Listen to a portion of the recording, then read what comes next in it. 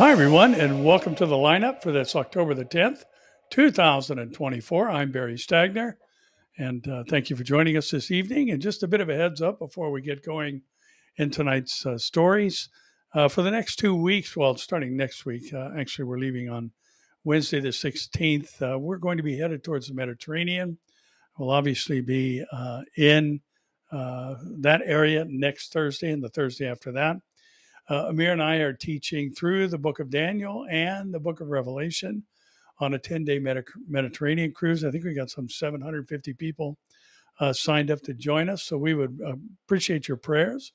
And I am going to try, as Wi-Fi signal allows, try and jump on and do some updates, maybe show you some of what we're experiencing at that time, and try and keep a presence via the same platform that we use.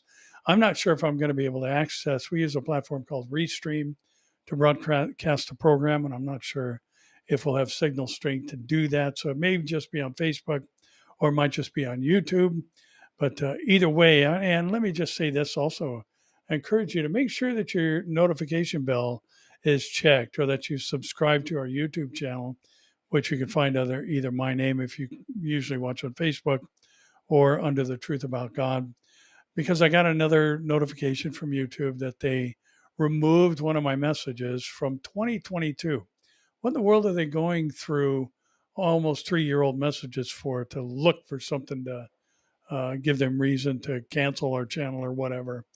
But anyway, as I've talked about in the past few weeks, we've seen a huge decline in viewership, somewhere between a third and a half of the normal numbers. We've seen this massive reduction, which followed immediately after they flagged another program that I did in 2020. So somebody over at YouTube is going through my messages and looking for a reason to shadow ban us or whatever it is they're doing. So please make sure you're subscribed, and please make sure you've hit the notification bell.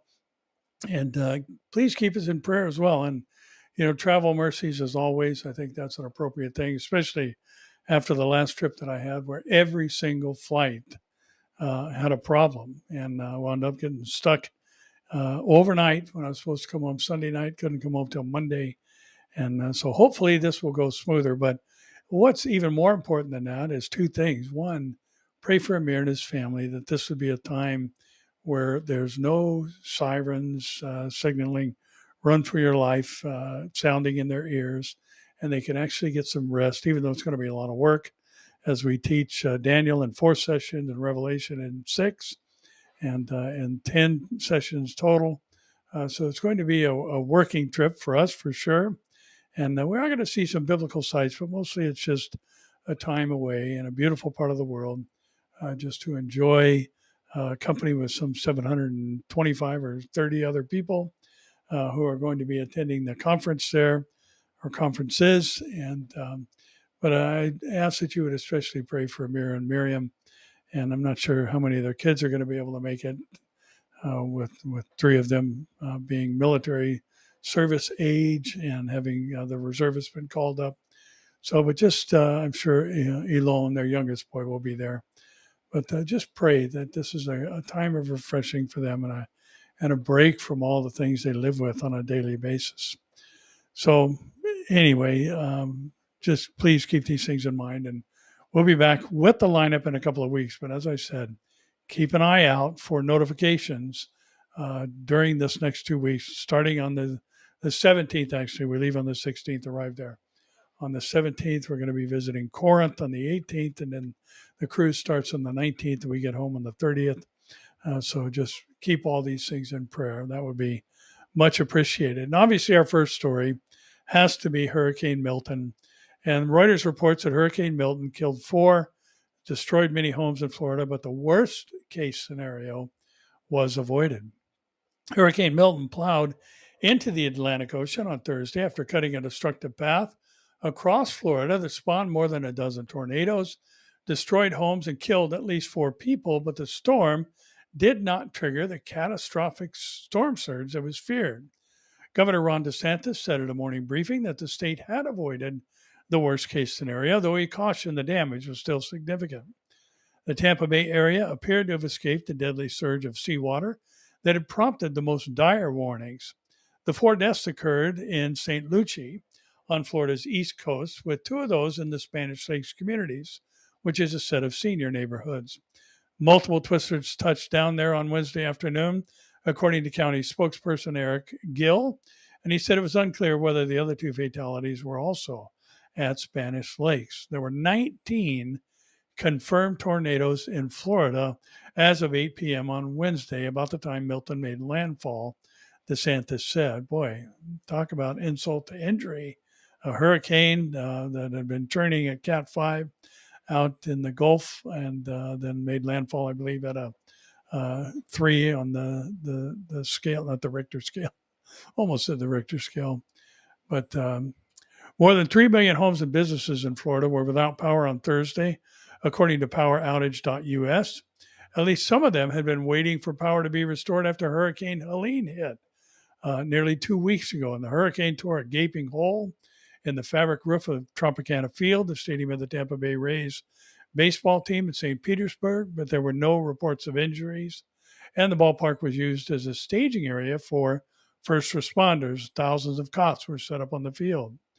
One of the blessings for us is that we did not see the predicted surge, and that saved a lot, according to Tampa Mayor Jane Castor during an early morning press conference. And in the Tampa area, the storm toppled trees, threw debris across the roadways, down power lines. Video footage from local news showed some neighborhoods were flooded, but the extent of the damage will not be known until crews can assess the destruction, Castor said.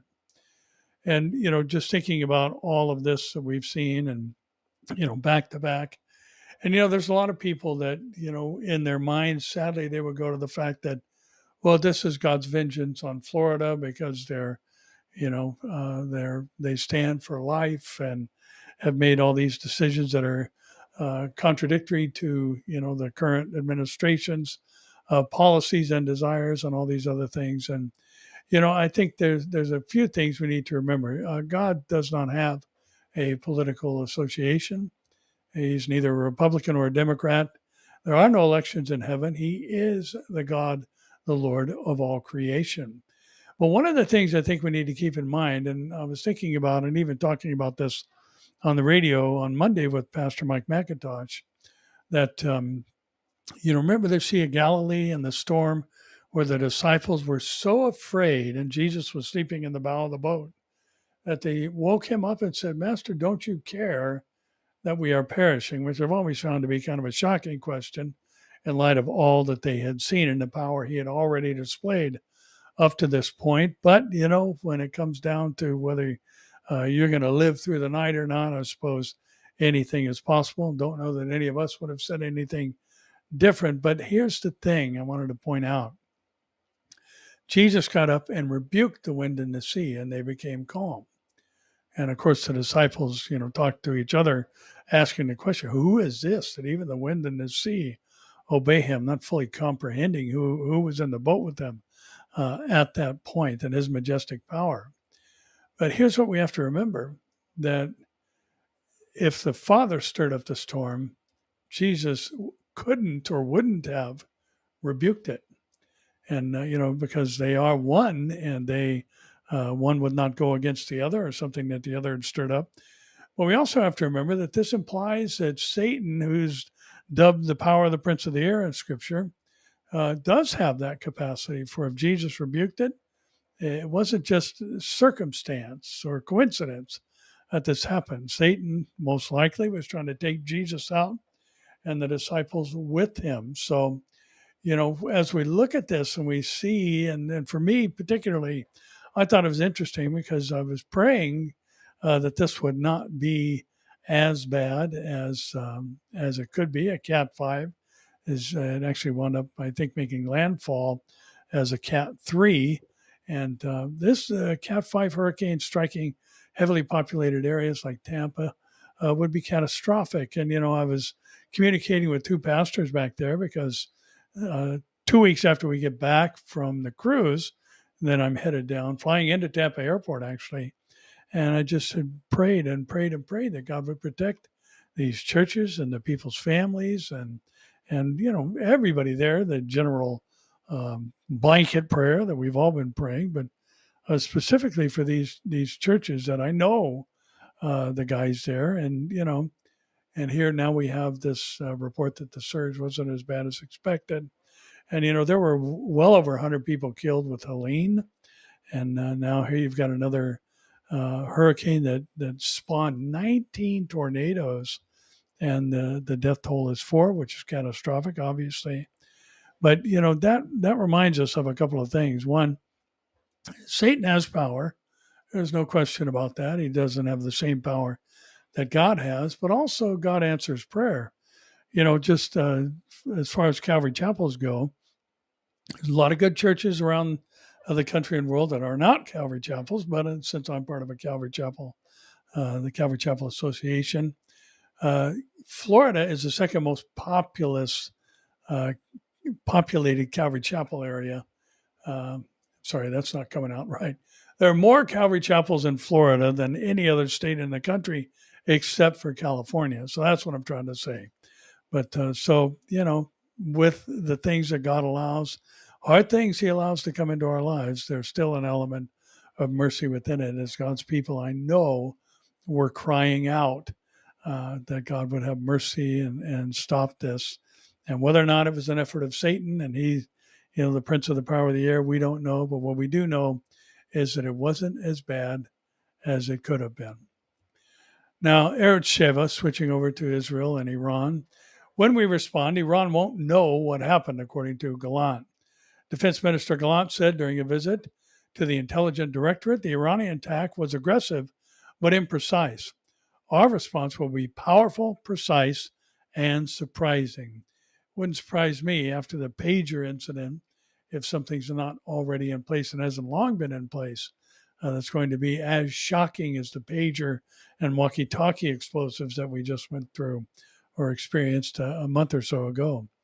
Minister of Defense Yoav Gallant on Wednesday visited Unit 9900 of the IDF's Intelligence Directorate, which is responsible for gathering visual intelligence. The minister was briefed on the unit's operations as they relate to recent strikes conducted in Lebanon and about their readiness for any future activities for various arenas. Gallant told the unit's members, "I am deeply appreciative of this unit. What you do is very, very impressive. In fact, thanks to you, we can see the entire Middle East, Iran, Lebanon, Syria, Yemen, Iraq, and everywhere else. The recent Iranian attacks against Israel were aggressive. However, they failed because they were not precise. The Air Force was unharmed. All the runways are operational. Our activities are ongoing. Not a single aircraft was damaged. Not a single soldier or civilian was harmed," he said. On the other hand, when we look at your abilities, the abilities of the IDF, the Intelligence Division of the Air Force, and the entire defense establishment, you are accurate and powerful, as we have shown in this war and in all arenas. Whoever attacks Israel will pay a price. Our strike will be powerful, precise, and above all, a big surprise. They will not understand what happened and how it happened, Gallant said. And that's exactly what happened with the pager explosions, how all that developed and the planning that was in place for years, quite literally, to have this manifest itself and bring about incapacitating harm to thousands of Hezbollah, leading Hezbollah members, not just the grunts, the boots on the ground guys, but anyone who had a pager was a part of the network of leaders in Hezbollah. And for them, so many to be killed, and hundreds and thousands of them even to lose a hand or eyesight or have an intestinal injury from wearing the pager on their belt. It's just simply incredible to see this type of precision as Gallant described it. Now, Eretz Sheva, the Israeli National News, said, speaking of the Israeli UN representative, Danon says Hezbollah calls for a ceasefire while murdering Israeli civilians. Israeli ambassador to the United Nations, Danon, delivered a statement Wednesday afternoon ahead of the upcoming Security Council meeting later on Thursday. Danon began by recounting the terrorist attacks, which Israeli citizens were killed and injured yesterday. We have once again been reminded of the relentless terror we face. Today, this article obviously from yesterday, 6 innocent people were injured, 2 of them still in critical condition in a brutal mass stabbing attack in the city of Hadera, a little bit south of Haifa. In Kiryat Shmona, Hezbollah's rockets murdered a man and a woman who were simply walking their dog, he noted. And yet, even as Hezbollah continues their murderous campaign, senior Hezbollah officials have the audacity that Israel cease fire. Let me be clear about that, he said. No one should mistake the arrogance of these terrorists for diplomacy. Hezbollah calls for a ceasefire while simultaneously murdering Israeli civilians with their rockets. Danon stated if Hezbollah wants the situation to de-escalate, it's very simple. Just do 2 things. First, immediately stop shelling our civilian communities. Second, withdraw to the north of the Litani River in accordance with the UN Resolution 1701, which was adopted here in the Security Council in 2006. Until that happens, Israel will continue our operations to degrade Hezbollah's terror network. And again, this united nothing that constantly sides with the aggressors against Israel, always points the finger at Israel, always passes resolutions against Israel every single year. There's a dozen or more resolutions, human rights violation accusations against the nation of Israel, but nothing is said against China or Venezuela or any other, North Korea, any other country in the world where human rights violations are actually taking place. None of the resolutions are against countries that execute homosexuals or any of the other things, belittle and berate and beat women. Nothing said about any of these things. It's always Israel, Israel, Israel. Well, that ought to tell you and I who is the spiritual head of the UN, and that would be none other than Satan himself. Excuse me, the Jerusalem Post says Sinwar sees the regional war on the horizon and is unwilling to hold hostage talks, according to a U.S. representative. I think it's probably reasonable to conclude he's watching what's happening in the north, U.S. State Department spokesman Matthew Miller said, and Hamas leader Yahya Sinwar may be refraining from engaging in Gaza hostage talks out of a belief that a regional war is on the horizon. Matthew Miller speculated on Wednesday. Sinwar has been unwilling to engage in any meaningful way in the ceasefire talks, Miller said, and I think it's probably reasonable to conclude he's watching what's happening in the north. He's watching Iran's attacks against Israel and looking and thinking maybe he's about to get what he's always wanted, which is a full-scale regional war, Miller said.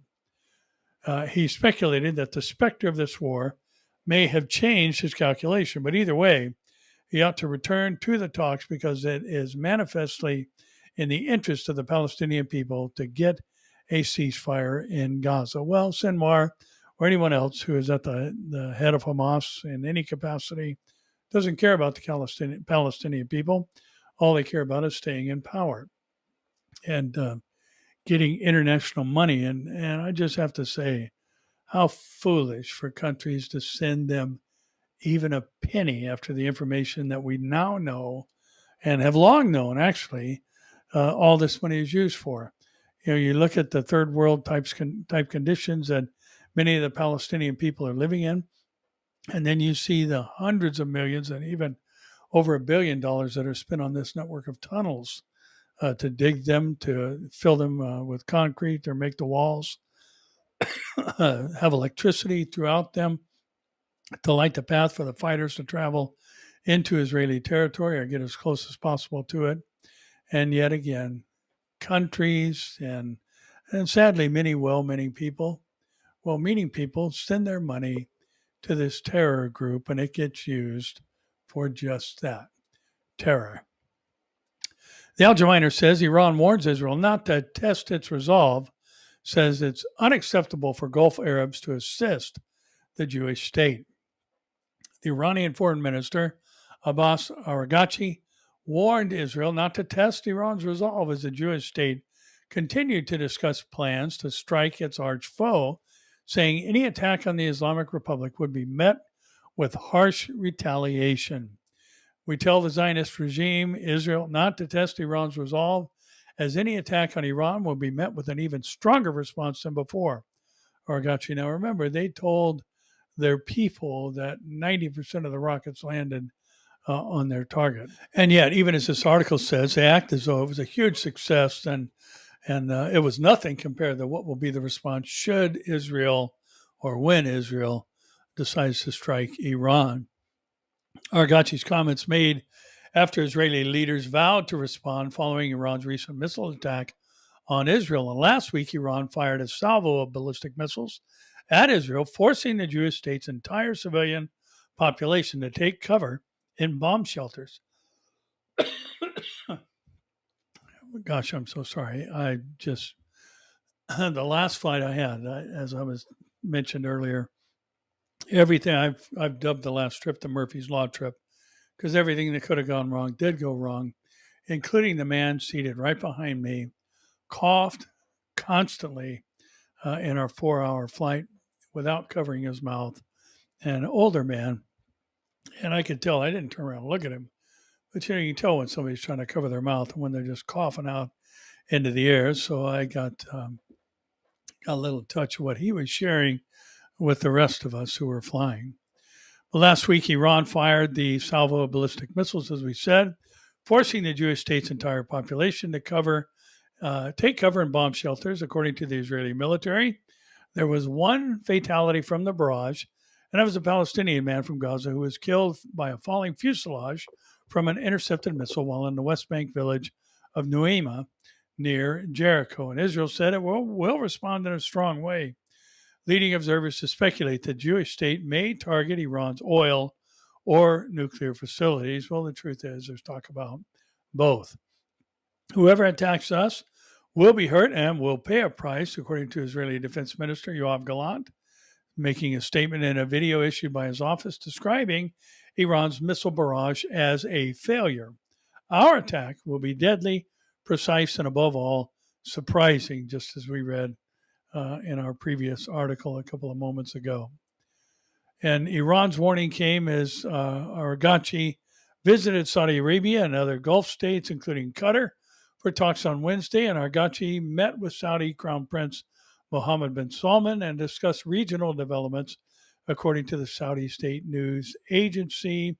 And obviously, a senior Iranian official made it clear to the Persian Gulf that any action against Tehran through the use of airspace or military bases will be regarded by Tehran as an action taken by the entire group, and Tehran will respond accordingly. And remember, the birthplace of Islam is Saudi Arabia, and the reason I think that the Saudis are making diplomatic overtures toward the nation of Israel is the shared animosity about Iran, because both groups are vying for a global caliphate. The Sunni people of Saudi Arabia and the Shias of Iran and other countries are wanting for them to take control. And remember, for 1,500 years, they've been killing each other over who should be in control of the Muslim faith.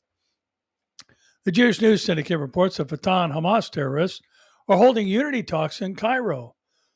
Hamas terrorists met with representatives of Palestinian Authority Chief Mahmoud Abbas's Fatah faction in Cairo on Wednesday to discuss establishing a joint government after the war in Gaza ends.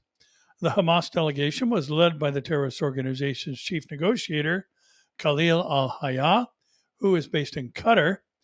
Yeah, cowards. Why aren't you in the Gaza Strip if you're so concerned about the future of your people? According to a spokesman from Reuters.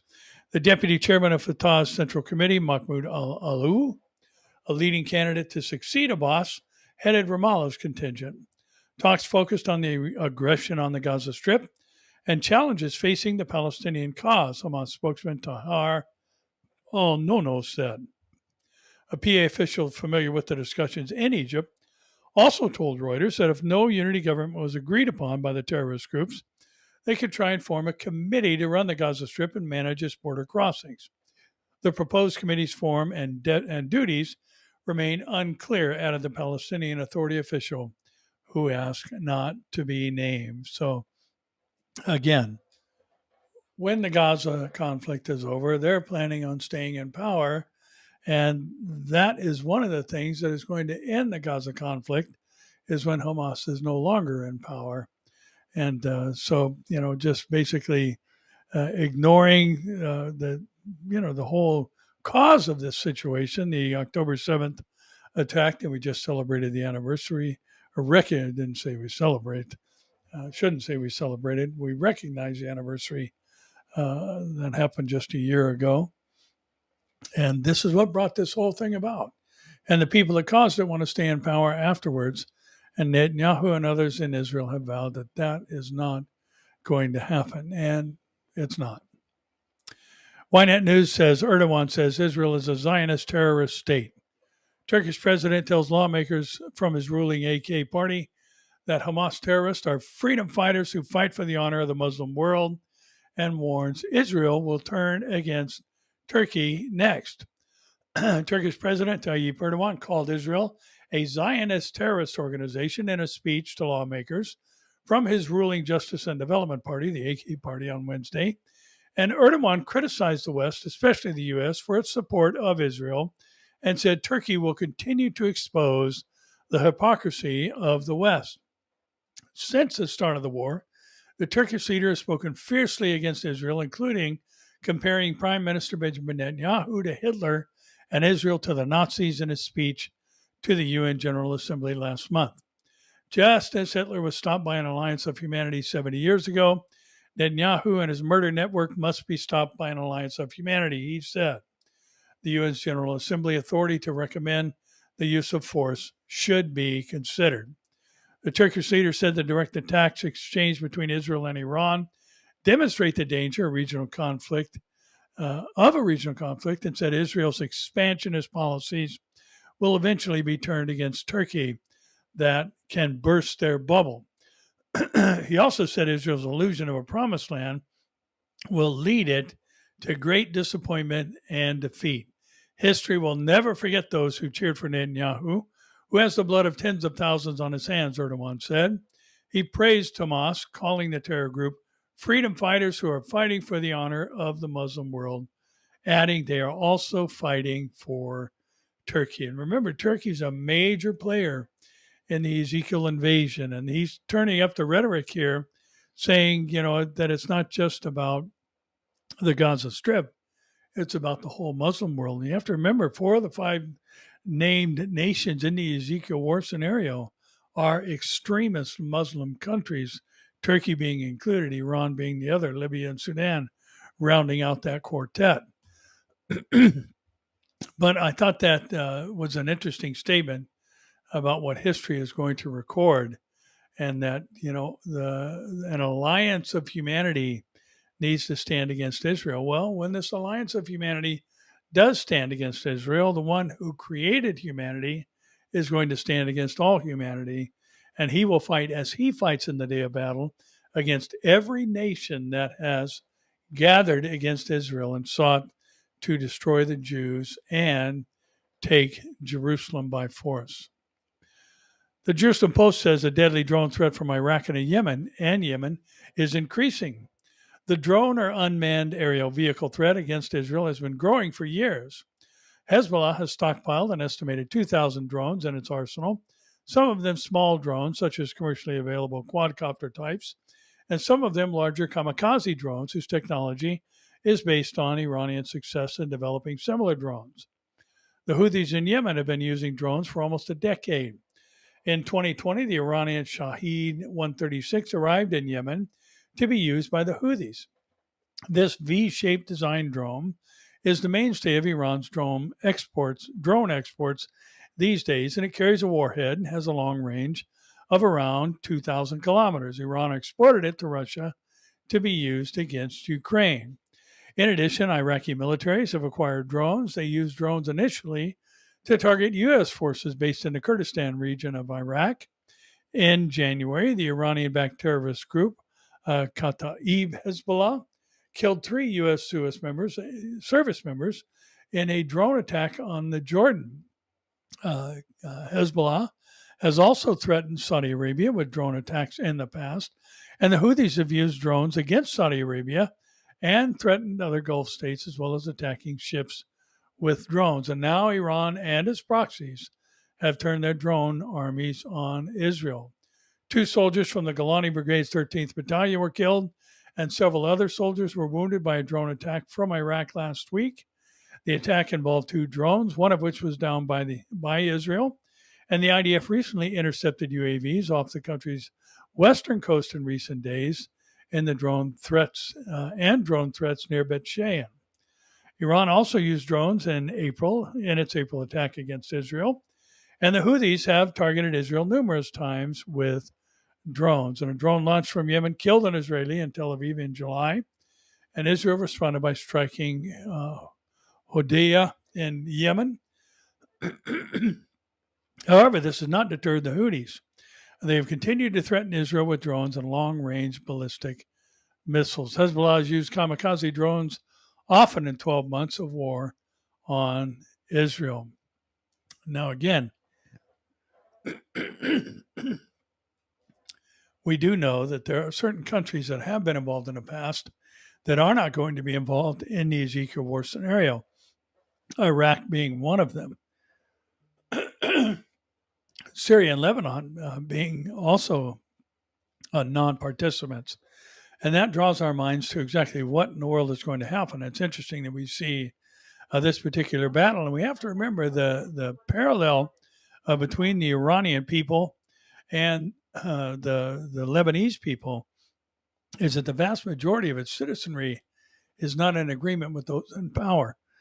I would love nothing more than to see them displaced. So who knows? Maybe the end of Hezbollah is coming, and that will cause Lebanon to be a non-participant in the invasion. And of course, I believe the destruction of Damascus will be the reason that Syria is a non-participant when God puts a hook in the jaw of those nations and draws them down out of the north, the far north, for their destruction. Now, pardon me, I'm so sorry for this frogginess. Decision Magazine says Georgia's Supreme Court reinstates pro-life law, reversing the ruling of an activist judge. Georgia's Supreme Court has reinstated the state's heartbeat law, a 6-week limit on abortions in the state. The order was handed down 6 days after Fulton County Superior Court Judge Robert McBurney ruled that abortion should be legal until viability, or 22 weeks of gestation, which was state law before the Life Act became law in 2019. McBurney claimed the law violated Georgia's Constitution. He had ruled against the law once before, but the overturning of Roe v. Wade in 2022 allowed it to take effect immediately. The Life Act went back into effect the evening of October 7th. The law protects, isn't that an interesting date? The law protects unborn children with detectable heartbeats from abortion, which is generally 6 weeks or earlier. It will remain in effect while appeals are made by various pro-abortion groups, including Sister Song Women of Color Reproductive Justice Collective, which has challenged the law. The office of Georgia's governor, Republican Brian Kemp, released a statement praising the state Supreme Court's decision. Protecting the lives of the most vulnerable among us is one of our most sacred responsibilities, and Georgia will continue to be a place where we fight for the lives of the unborn. Now, this type of thing, I think, is critical to our understanding of just how close we are to the tribulation period. Because the reality is, there's going to be a time that comes on this world, and pardon me once again,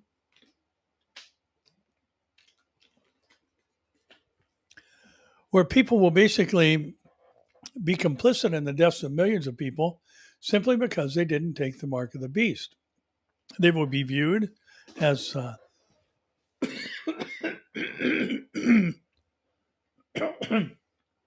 enemies of the greater good, and they will be put to death. They will be beheaded during the tribulation. And as I mentioned before, when Revelation mentions beheading, that word that's translated as beheading means to chop off with an axe. It's just a reminder of the brutality of the earth dwellers during the tribulation period. And listen, and this is why I say I think this indicates how close we are to that moment in the twinkling of an eye that we're all hoping for. If you're already willing to kill the most innocent among you before they even breathe their first breath, then why would you hesitate to kill those who are enemies of the plan of the man that you are worshiping? And make no mistake, I know there's a lot of talk about different religious groups being that which controls the spiritual climate of the earth during the tribulation. But Revelation 13 makes it quite clear that the primary object of worship during the tribulation is going to be Satan. It says they will worship the dragon. Now, whether this is direct or whether it is, by worshiping religion that he has instituted, this idolatrous belief system that dominates the tribulation period, or what, we don't know. But what we do know is the Revelation makes it quite clear they worship the dragon and they worship the beast who received his power from the dragon. So underneath it all, there will be unbridled Satan worship during the tribulation. Remember, he only comes to do what? 3 things: to steal, to kill, and destroy. And that's exactly, he's trying to steal men's souls. He's trying to kill humans in any way possible. And make no mistake, abortion is demonic. And it's exactly what the Bible talked about. The love of many growing cold. And this is what Jesus was saying. And that means it's going to die. Natural familial affection and love for a child is going to die. And for many, it's already dead. You see these massive numbers that pro-choice, my body, my choice. And, what an abomination, and we see these mantras being quoted by people in these last days who these chants that they offer in support of their particular position are nothing more than demonically inspired. Now, a website called Modernity says a watchdog group finds that U.S. hospitals made $120 million from sex changes on children. Hospitals in the U.S. profited to the tune of $120 million from performing gender-altering surgeries and procedures on children, according to new data gleaned from insurance claims. Statistics compiled by medical watchdog Do No Harm reveal that around 14,000 kids were subject to either puberty blockers, cross-sex hormones, or full-on sex change surgeries, including mastectomies, on 14-year-olds between 2019 and 2023. God is so patient. It just blows my mind sometimes reading some of these stories, how good and kind he is, doing mastectomies on 14-year-olds. That's about as sick as you can get. The findings have been compiled into a database by Do No Harm, which believes that the figures are conservative because they do not include self-pay charity payments, internal Veterans Affairs claims, or patients covered by Kaiser health plans. And Dr. Stanley Goldfarb, chairman of the group, urged that the database called Does My Hospital Transition Kids should put to rest the myth that such procedures are rare or confined to select areas of the country. This is a very, very important issue, and it's a very important issue to get right, Goldfarb said, adding, we've been meticulous in trying to make sure that the data are as clear as possible and are as accurate as possible. And because of that, you're going to find that, if anything, we're showing the lower limits of what's going on in this whole arena, he further noted. To be certain that we're not overstating it one iota, we're probably and almost certainly understating the nature of the problem. And the watchdog highlighted specific hospitals where the procedures have been carried out the most, labeling them a dirty dozen. At the top of the list was the Children's Hospital of Philadelphia, having provided 122 minors sex change procedures, charging a total of $230,784 in 5 years, according to the database. And it comes as no surprise that liberal states are where the numbers are higher. And the analysis found that the top 4 states for sex change procedures were California, no kidding, New York, Washington, and Ohio, with over 1,000 children offer the treatment in each state. And Californian facilities alone raked in $28.9 million in charges for irreversible surgeries on more than 1,300 kids. I think a lot of people wonder and even voice at times, when's the big one going to hit California? When, is God going to judge California? And California is going to fall under the judgment. There's no question about that, as will the rest of the world. But one thing I have to remind, I think, people of, because I hear it all the time, especially when we're in Texas, and we generally teach in Texas and Dallas every year. We've taken a break last year because Amir was not traveling. But Dr. Bob Pearl, wonderful Baptist pastor there, always hosts a conference that Amir and I speak at, and Dr. Bob as well. And every time we go, people say, yeah, I meet people all day long. Yeah, I'm from California. I'm from California. I'm from California. And then the native Texans are saying, yeah, you can come, but leave your politics there. And, the politics in California are vile and disgusting. There's no question about that. But we also have to remember, amongst the 39 plus million people who call California home are millions and millions of Christians. And I think that's kind of the Sodom and Gomorrah thing that, God's saying, if there's a strong number of believers there, I'm not going to destroy it. And there are massive Bible teaching, God-fearing churches here in California. I think this is probably where the giga church thing started, and not all of them. Big doesn't mean right. I mean, that's one thing we have to be careful of. A lot of people today make their decision to the church they'll attend based on how many people are in the seats. And that's a foolish way to decide what church you're going to. You decide the church you're going to attend based on the accuracy of the teaching, or is the pastor teaching the Bible or teaching from the Bible? Or are you hearing about how to be wealthy or be a good friend or a good neighbor or any of those other things? The Bible will cover the necessary topics when you teach the Bible line upon line, precept upon precept, and cover the whole counsel of God. The Biden-Harris administration has pushed the procedures for children with controversial Assistant Health Secretary Rachel Levine, a man who thinks he's a woman, describing them as suicide prevention and life-saving. Donald Trump, on the other hand, has said he will abolish the so-called gender-affirming care for minors, which he has labeled child abuse and child sexual mutilation. And I would have to agree with that definition. Now, here's another story that tells us, the United States is such a mess. The New York Post reports that Tim Walz says the Electoral College needs to go as Democrats fear a 2016 repeat.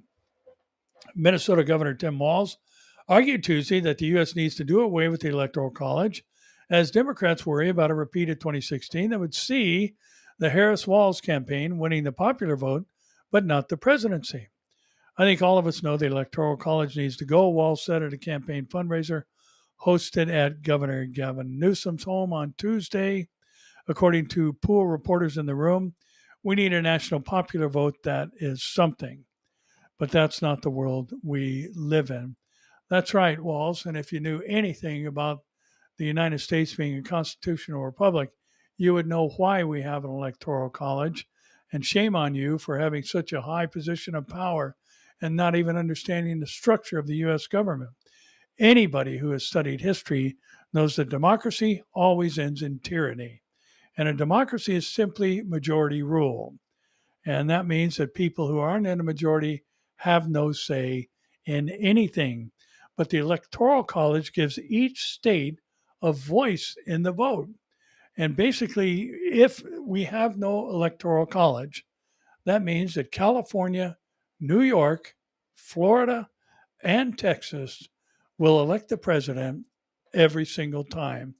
And the other 46 states, their votes mean nothing. There's a reason that we have an electoral college.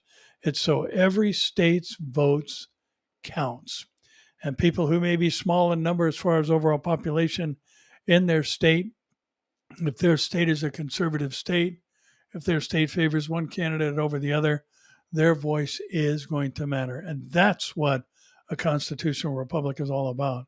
Every voice matters. It's not just simply a diluted group who is larger in number electing the president of the United States. It's about fairness. It's about rightness. And that's how our government was established. And again, it's just shameful. And it's quite offensive to see somebody who's vying for the second most powerful position in the United States government, I mean, in theory, who is so ignorant of the rules. And all they want to do is get rid of the Electoral College. So the popular vote, which will again devolve into tyranny because the majority will always rule and the few will have no voice whatsoever. And but that's where we're at. That's where our nation is today. And sadly, this is shown, I think, pretty much over and over and over in many of the things we're watching happen in the political theater today. Well, that's all I have for this week. And again, please be praying for us as we travel. And I'm so thankful. This time, Terry will be going with me. So we would pray for travel mercies and just looking forward to a wonderful time. And the first time that we ever did a cruise, or Behold Israel ever did a cruise, was last July when we went to Alaska with 925 people and just had a wonderful time. And this seems to be something that people are very interested in, obviously, with a trip to Israel not being really on the radar right now. Many of the sites, especially those in the north, and there's very, very important biblical sites in the north, primarily Caesarea Philippi, where Jesus asked the question, "Who do men say that I am?" of his disciples. That's off limits right now, and many other areas as well. So it seems like a good way to get everybody together and talk about the most important book that has ever been, and that is the Word of God. These two major hand-in-hand prophetic books we'll cover, as I said, in 10 days. Amir and I co-teaching and switching back and forth, and just really looking forward to this. We've had a great time. We were both pretty intimidated the first time we taught the whole book of Revelation in 2 days, and then it wasn't but a few weeks later we taught the whole book in 1 day, and both worked, and neither one of us felt like many things were left unsaid. And of course, there are details that much time could have been spent on, but I think the overview was solid, and we'll take this same approach with the book of Daniel and then on with the book of Revelation after we finish that. So please keep us in prayer, traveling and all that. It's a long haul. For us especially, I think it's a little bit better for Amir, and thank the Lord for that. He and his beautiful wife, Miriam, can arrive and enjoy some R&R and adjust to whatever time change there is for them. And we're going to get there about a day and a half early. Hopefully get on the clock there and be able to speak. I think Amir speaks Saturday night. And then I speak 8 a.m. Sunday morning. And then I think there's another session Sunday night. But anyway, it's going to be a busy schedule. It's always a blast to get to meet people that we see online. And I'm looking forward to the I Love Louie comments, not Lucy, but Louie. And it's always great. And I got a kick out of all the comments and people at church that mentioned, bringing him, and the emails about bringing him up last week. And so anyway, that's it for this week. And again, pardon my froggy throat. Hopefully that'll be all gone by the time it's time to talk or speak next week. So love you guys. Appreciate all who watch. And if you would, however you can do it, share this and get the word out. And we'll see you for sure in a couple of weeks. But definitely my intention is to make sure we're bringing you up to date and letting you share in the trip a little bit as we travel. So once again, God bless you all. And we'll see you here, there, or in the air.